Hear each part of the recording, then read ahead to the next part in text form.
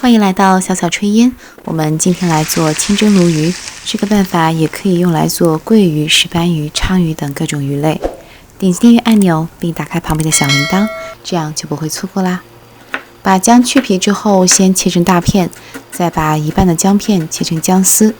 小葱3根，葱白和葱绿分开，葱白切成大段，葱绿部分用刀纵向剖开，切成细丝。几乎所有的淡水鱼都可以用来清蒸，只要注意一定要用刚刚宰杀的鱼就可以了。这是已经清理干净的鲈鱼，清理鲈鱼的过程我在前一期的视频中有详细的解释。鱼背的地方肉最厚，不容易熟透，所以我在鲈鱼的背部切了大约1厘米深的2条。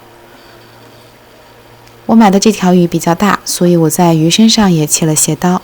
如果你买的鱼比较小，就不用切了。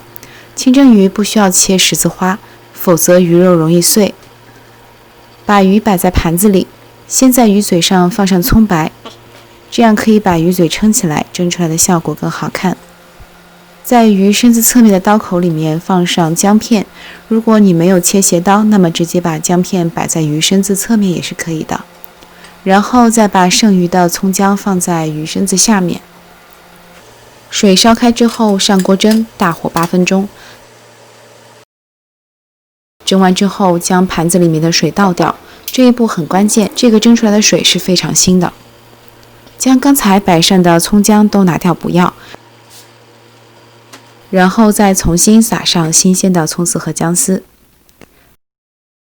把烧到冒烟的油淋在鱼身上，再淋上蒸鱼豉油，一道鲜嫩的清蒸鲈鱼就完成了。如果今天的视频对你有帮助，就帮我点个赞吧。感谢大家收看，我们下期再见。